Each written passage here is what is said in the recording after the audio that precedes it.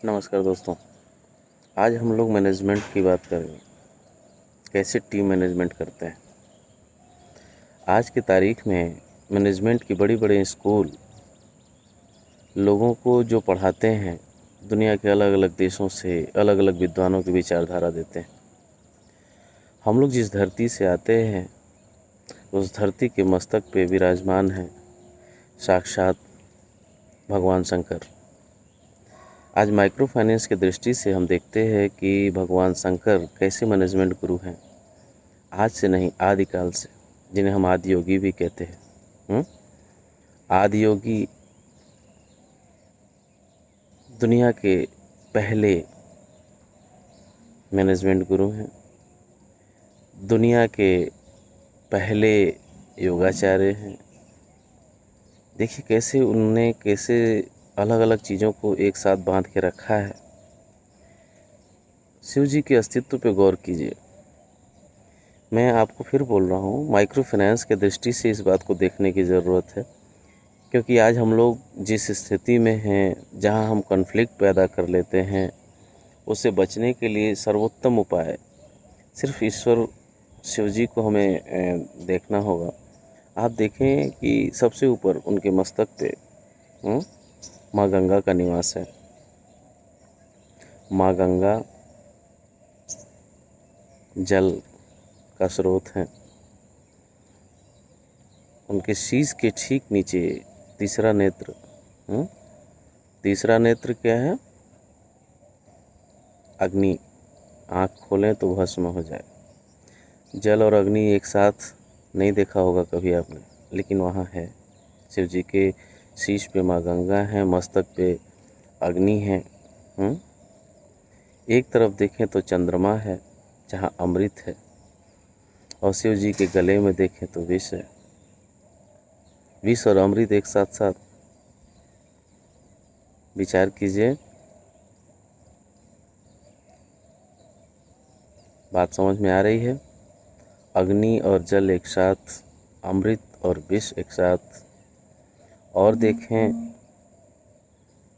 तो भगवान शिव के गले में सांप, और उनके बड़े पुत्र का वाहन मूषक।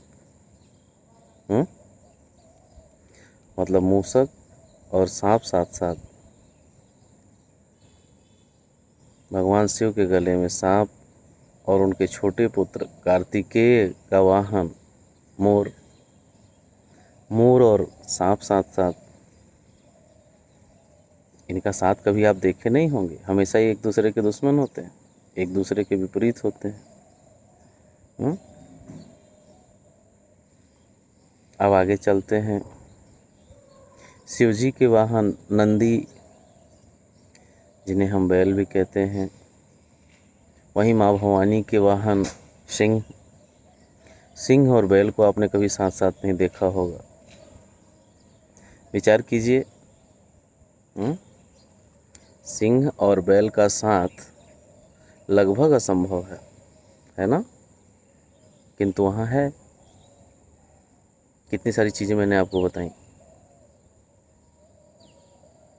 आप ये देखें तो आप ये देख पाएंगे कि कैसे जल और अग्नि एक साथ रह सकते हैं, कैसे अमृत और विष एक साथ रह सकते हैं, कैसे सांप और चूहा एक साथ रह सकते हैं, कैसे मोर और सांप एक साथ रह सकते हैं, कैसे सिंह और बैल एक साथ रह सकते हैं।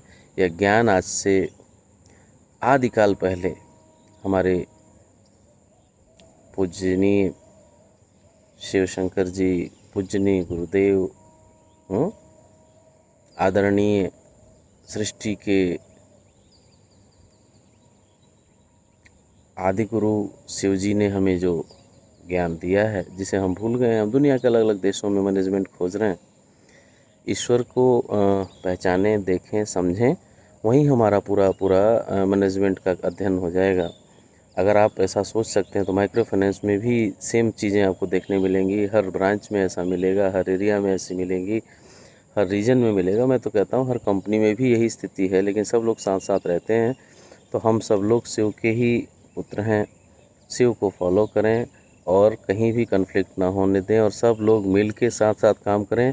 और यह महीना जो हम लोगों के लिए क्रिटिकल भी है, इसमें एक साथ रह के विपरीत दिशाओं में चलते हुए साथ रहेंगे और एक दूसरे की मदद से खुद को और अपनी कंपनी को आगे लेके जाएंगे, सफल होंगे। मेरी ढेर सारी शुभकामनाएं। जय हिंद।